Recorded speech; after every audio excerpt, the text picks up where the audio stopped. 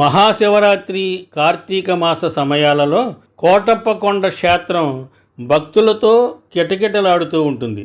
శివుడు దక్షిణామూర్తిగా బ్రహ్మచారిగా వెలిసిన ఈ శిఖరంలో అమ్మవారి దేవాలయాలు ఉండవు.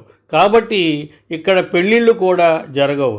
పరమశివుడు దక్షిణామూర్తి స్వరూపంతో ఉన్న ఏకైక క్షేత్రంగా విరాజిల్లుతున్న కోటప్ప కొండను ఒక్కసారైనా దర్శించుకుంటే తలపెట్టిన అన్ని పనుల్లో విజయం సిద్ధిస్తుందని విశ్వాసం. అలాగే దక్షిణామూర్తి రూపంలోని శివుని దర్శించడం వల్ల జ్ఞానం, పూర్ణాయుష్షు కలుగుతుంది.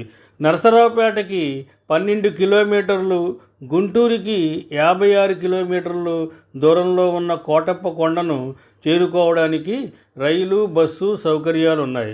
మనం కూడా కోటప్ప కొండను దర్శించుకుందాం, సకల శుభాలను పొందుదాం. ఓం నమః శివాయ.